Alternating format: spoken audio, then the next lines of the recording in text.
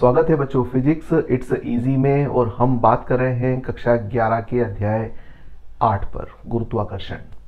और आज हम बात करने वाले हैं इन बिंदुओं पर। सबसे पहले अपनी प्रस्तावना, क्योंकि हमारा ये पहला लेसन है इस अध्याय को लेकर। तो जैसा कि हम जानते हैं कि आकाश में असंख्यों तारे हैं और ये असंख्यों तारे लगातार अपनी स्थितियां बदलते हैं। आकाश हमेशा से ही एक कौतूहल का विषय रहा है और सभी को आकर्षित करता रहा है।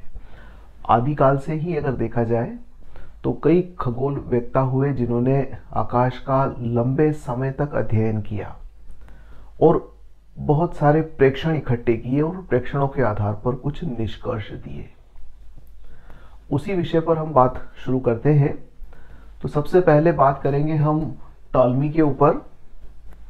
तो एक खगोलवेत्ता हुए, लगभग 2000 वर्ष पूर्व की बात है। उन्होंने एक भूकेंद्रीय मॉडल प्रस्तुत किया। भूकेंद्रीय मॉडल से तात्पर्य यह था कि उन्होंने जब आकाश का अध्ययन किया तो यह पाया कि तारे और जितने भी आकाशीय पिंड हैं वो लगातार गति करते हैं। तो उनका अनुमान था कि ये सारे पृथ्वी के चारों ओर गति करते हैं। तो इस प्रकार की जो अवधारणा थी उसे भूकेंद्रीय मॉडल कहा गया और एक व्यवस्थित रूप से उसे लिपिबद्ध किया गया, तो जिसे हम टॉलमी का भूकेंद्रीय मॉडल के नाम से जानते हैं। और उस भूकेंद्रीय मॉडल के अंदर यह बताया गया कि जितने भी आकाशीय पिंड हैं ये पृथ्वी के चारों ओर चक्कर लगाते रहते हैं। यह अवधारणा लंबे समय तक बनी रही और लगभग ईसा के 500 वर्ष के पश्चात भारतीय खगोलविद आर्यभट्ट, उन्होंने एक अपनी नई अवधारणा प्रस्तुत की। खगोल विज्ञान में पुरातात्विक भारतीयों का बहुत बड़ा योगदान है। भारत के द्वारा की गई प्राचीन गणनाएं आज भी सटीक बैठती हैं। और एक आश्चर्य का विषय होता है कि हमारे मनीषियों को इतना गहरा ब्रह्मांड का ज्ञान किस प्रकार हुआ होगा। उस समय आधुनिक उपकरण भी नहीं हुआ करते थे।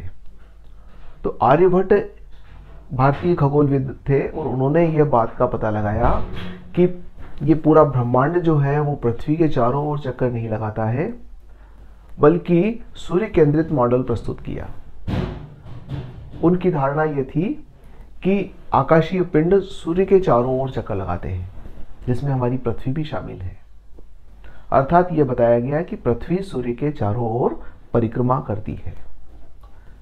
तो इस प्रकार से आर्यभट्ट ने एक नई अवधारणा प्रस्तुत कर दी कि पृथ्वी के चारों ओर आकाशीय पिंड गति नहीं करते हैं, बल्कि सूर्य केंद्र में है और सूर्य के चारों ओर ये पिंड अपनी गतियां करते हैं।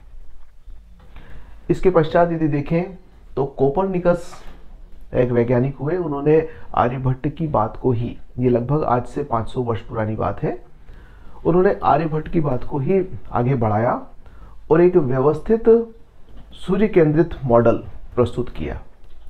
उन्होंने ये बताया कि सूर्य केंद्र में है और ग्रह इसके चारों ओर वृत्ताकार कक्षाओं में चक्कर लगाते हैं। तो इस प्रकार से आज से लगभग 500 वर्ष पूर्व यह अवधारणा पुख्ता हो गई कोपरनिकस के द्वारा किए गए प्रेक्षणों के आधार पर कि सूर्य केंद्र में है और उसके चारों ओर ग्रह चक्कर लगाते हैं। उसी समय एक वैज्ञानिक हुए हैं गैलीलियो गैलीली के नाम से, महान वैज्ञानिक हैं। इनने भी इस बात का समर्थन किया कि सूर्य के चारों ओर ग्रह चक्कर लगाते हैं। साथ में कई प्रेक्षण और भी किए, जैसे कि हम जानते हैं कि पृथ्वी किसी भी वस्तु को अपनी ओर आकर्षित करती है, जिसे गुरुत्वाकर्षण कहते हैं। यह माना जाता रहा कि भारी वस्तुओं को पृथ्वी ज्यादा बल से आकर्षित करती है और कम भारी वस्तुओं को कम बल से आकर्षित करती है, या हल्की वस्तुओं को आकर्षण का बल कम लगता है। परंतु गैलीलियो ने यह पता लगाया कि अगर एक ही ऊंचाई से हम भारी और हल्की वस्तु को एक साथ छोड़े तो वो एक ही समय में नीचे पहुंचती है। अर्थात उन्होंने यह बताया कि जो नीचे की ओर गति होती है पृथ्वी के गुरुत्वाकर्षण के कारण से, जिसे हम कहते हैं गुरुत्वीय त्वरण, जिसके कारण से वस्तु नीचे की ओर आकर्षित होती है, तो गुरुत्वीय त्वरण के मान भारी वस्तु पर भी वही होते हैं और हल्की वस्तु पर भी वही होते हैं। अर्थात गुरुत्वीय त्वरण का मान वस्तु के द्रव्यमान पर निर्भर नहीं करता है। ये गैलीलियो ने हमारे सामने प्रस्तुत किया। उसके बाद में केपलर एक वैज्ञानिक हुए हैं। इनके गुरु थे टॉम ब्रे, और उनने लगभग पूरा अपना जीवन आकाशीय पिंडों को देखने में और उनके अध्ययन में बिता दिया और बहुत सारे प्रेक्षण इकट्ठे किए। केपलर ने उन्हीं प्रेक्षणों के आधार पर ग्रहों के गति के संबंध में नियम दिए, जिन्हें हम केपलर के ग्रह गति के नियम कहते हैं। तो आइए हम लोग बात करते हैं केपलर के ग्रह गति के नियम क्या है। केपलर ने ग्रहों की गति के संबंध में 3 नियम दिए। पहला नियम उनका कहलाता है कक्षीय नियम।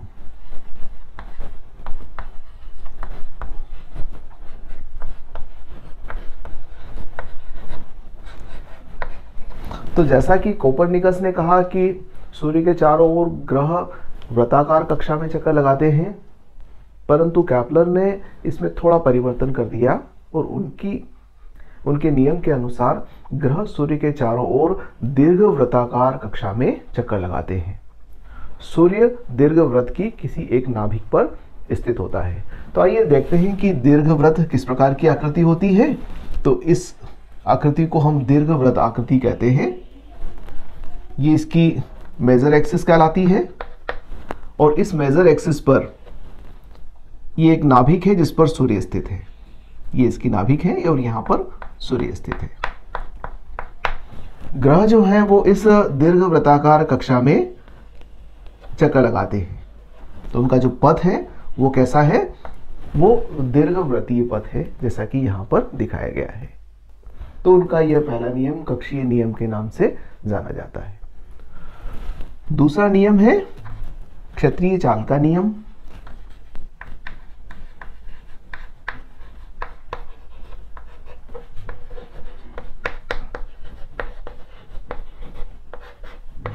अब आप देखिए कि ग्रह इस प्रकार से गति कर रहे हैं सूर्य के चारों ओर।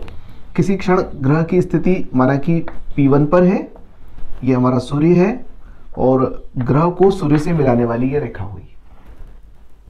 तो ग्रह को सूर्य से मिलाने वाली रेखा समान समय में समान क्षेत्रफल प्रस्प करती है, स्वीप्त करती है। अर्थात जब ये ग्रह यहां से यहां आएगा, P1 से P2 स्थिति में आएगा, माना कि यहां पर लगा गया समय T है, तो मिलाने वाली रेखा जो क्षेत्रफल बनाएगी वो ये वाला क्षेत्रफल बनेगा। तो माना कि P1 से P2 स्थिति तक आने में T समय लगा है और बनने वाला क्षेत्रफल ये है। अब यदि हम यहाँ की बात करते हैं कि किसी समय ग्रह की स्थिति P3 पर है और वो T समय में P4 पर आ जाता है, तो P3 को सूर्य से मिलाने वाली ये वाली रेखा हो गई और P4 को सूर्य से मिलाने वाली रेखा ये हो गई। तो अब यहाँ ये बनने वाला क्षेत्रफल ये होगा। यदि ये दोनों समय समान है, यानी कि P1 से P2 तक आने में लगा समय और P3 से P4 तक आने में लगा समय यदि समान है, तो ये क्षेत्रफल भी समान होंगे। अर्थात ये जो एरिया है जिसको हम S से रिप्रेजेंट कर रहे हैं, या S को अगर हमने सूर्य बताया है तो एरिया को हम कैपिटल A से रिप्रेजेंट कर दें, तो ये कैपिटल A जो एरिया है ये दोनों स्थितियों में समान होगा। यह क्षत्रीय चाल का नियम कहलाता है।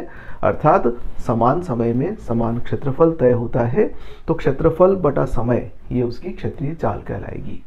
तो सूर्य के चारों ओर परिक्रमण करते हुए ग्रह की क्षत्रीय चाल नियत होती है। तो इस नियम को हम क्षत्रीय चाल के नियम के नाम से जानते हैं। और तीसरा नियम कहलाता है परिक्रमण काल का नियम।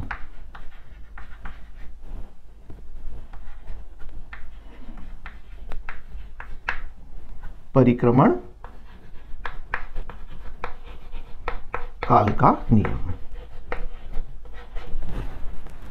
जब ग्रह सूर्य की परिक्रमा करता है तो एक पूर्ण परिक्रमा करने में लगा हुआ समय परिक्रमण काल कहलाता है।